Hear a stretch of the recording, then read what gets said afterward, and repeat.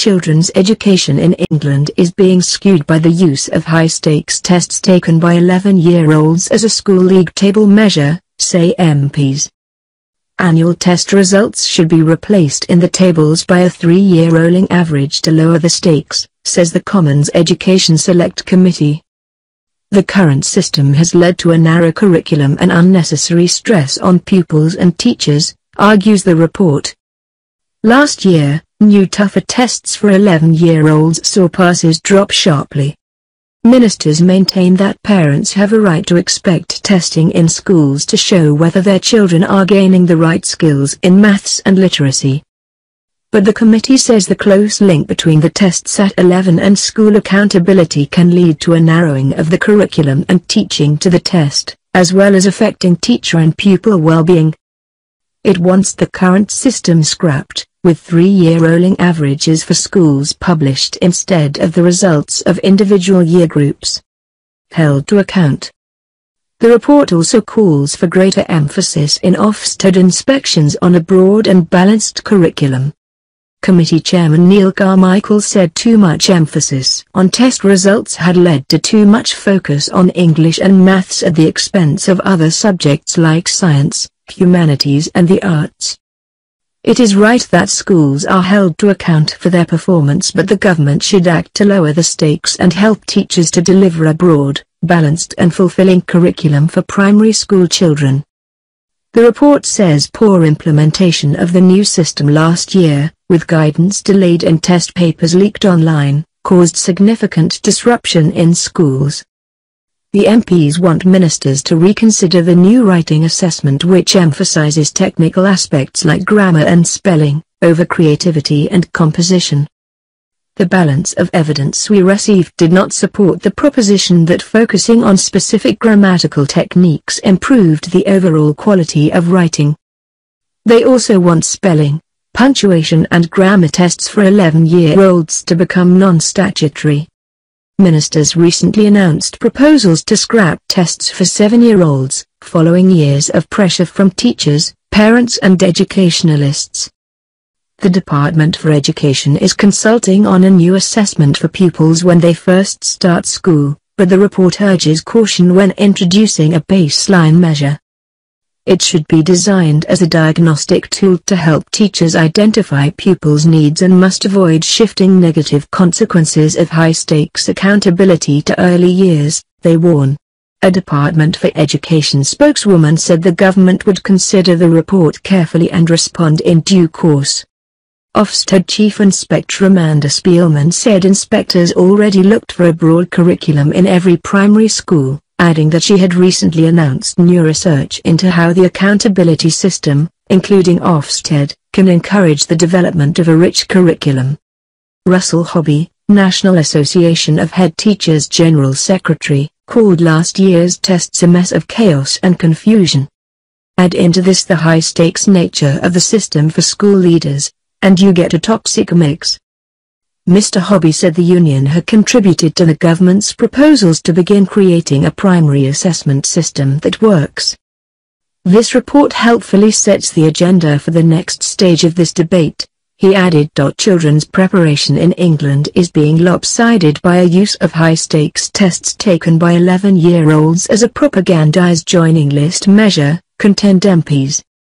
Annual exam formula should be transposed in the tables by a 3-year rolling normal to lower stakes, says a Commons Education Select Committee. The stream complement has led to a slight curriculum and unnecessary stress on pupils and teachers, argues a report. Last year, new worse tests for 11-year-olds saw passes drop sharply. Ministers contend that relatives have a right to design contrast in schools to uncover either their children are gaining the right skills in maths and literacy. But a cabinet says a tightened couple between tests during 11 and propagandized burden can lead to a squeezing of a curriculum and teaching to a test, as good as inspiring clergymen and student well-being. It wants a stream complement scrapped, with 3-year rolling averages for schools published instead of a formula of particular year groups. Held to account. The news also calls for larger importance in Ofsted inspections on extended and offset curriculum.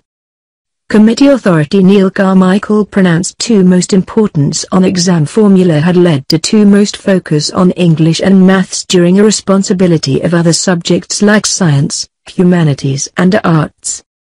It is right that schools are held to comment for their opening, though a supervision should act to reduce stakes and assistance teachers to broach a broad, offset and fulfilling curriculum for primary propagandized children.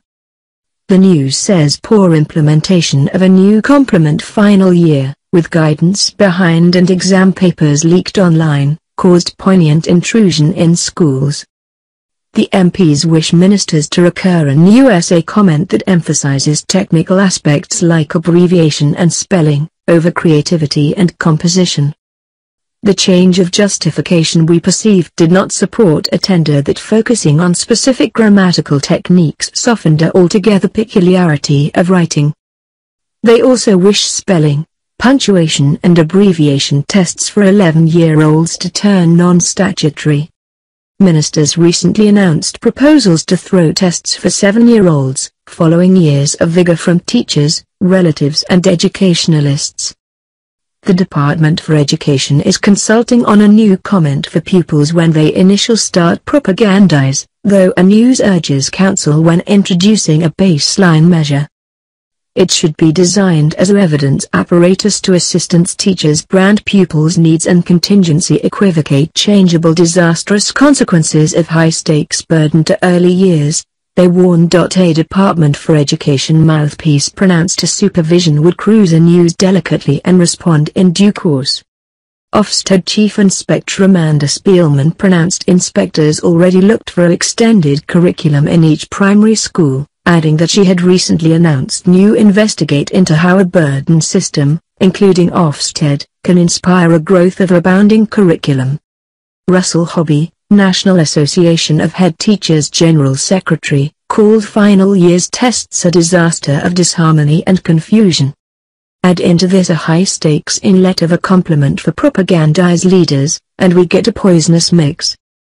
Mr. Hobby pronounced a kinship had contributed to a government's proposals to start formulating a primary comment complement that works.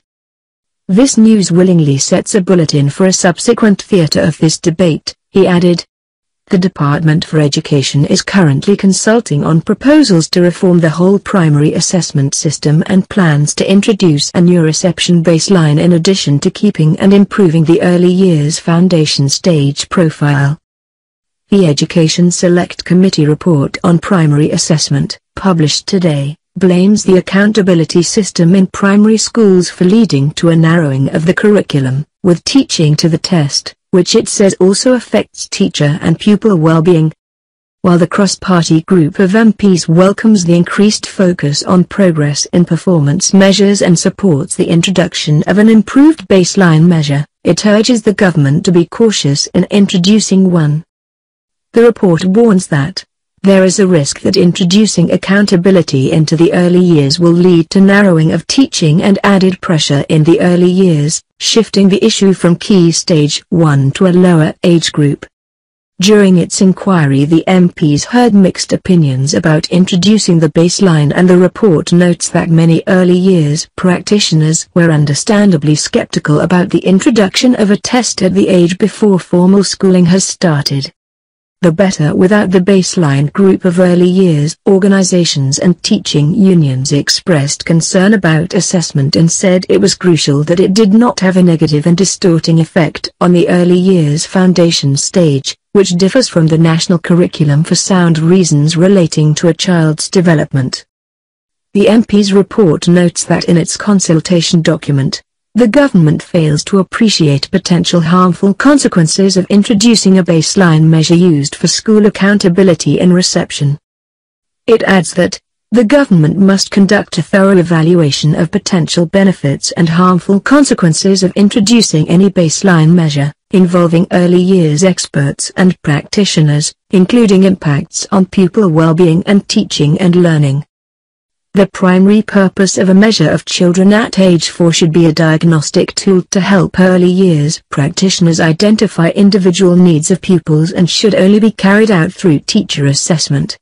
We welcome the government's commitment that no data from a baseline will be used to judge individual pupils or schools.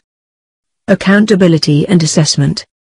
The report notes that assessment is closely linked to the accountability system in primary schools, with Key Stage 2 results used to hold schools and teachers to account on the progress and attainment of pupils.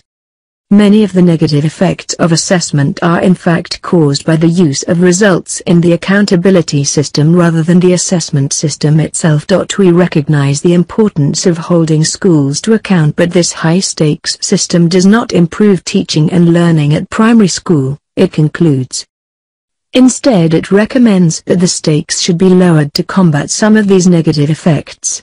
Performance tables should include a rolling 3-year average of Key Stage 2 attainment and progress data to reduce the focus of an individual year's results.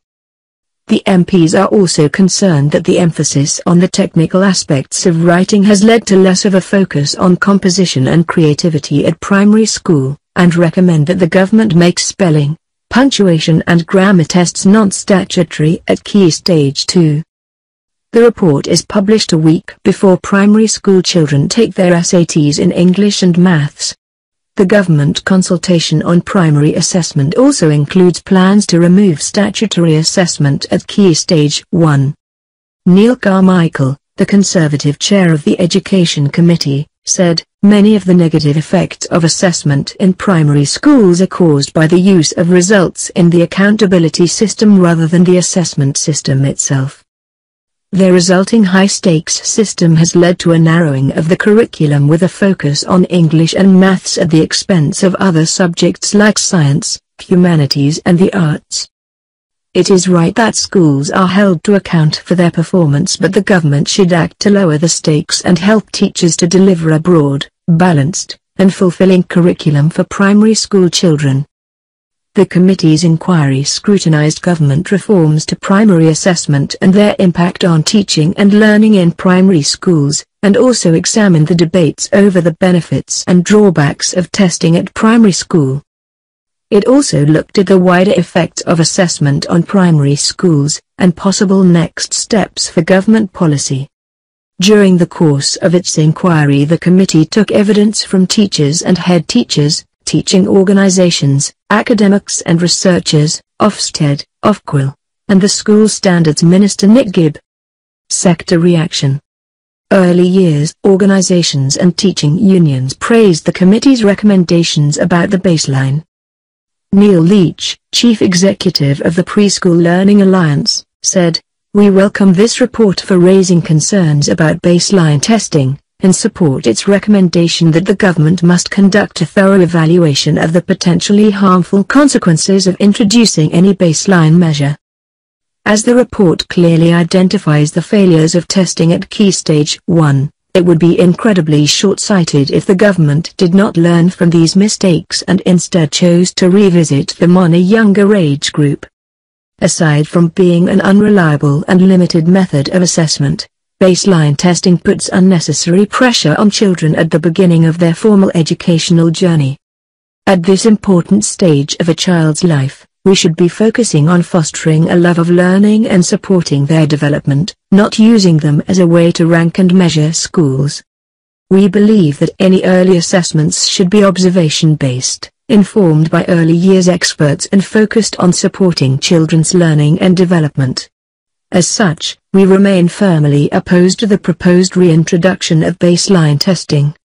Beatrice Merrick, Chief Executive of Early Education, said, "Early Education welcomes the view of the Education Committee that assessment at age 4 should be formative, and based on teacher assessment, and also should move away from accountability systems which depend on high-stakes testing." We hope that the consultation on primary assessment will take on board these messages and reject the idea of basing primary school accountability on primary assessment in reception to save another abortive attempt at introducing this policy. Mary Bousted, General Secretary of the Association of Teachers and Lecturers, said, primary assessments, including SATs, and how they are used to hold schools to account are critically flawed and our children deserve better. We are pleased the Education Select Committee's report raises so many of the concerns that we have highlighted. ATL agrees that the Key Stage 2, KS2, spelling, punctuation and grammar test should be made non-statutory. We hope the incoming government will accept the report's finding about the potential harmful consequences of introducing a reception baseline assessment for school accountability and decide against reintroducing it.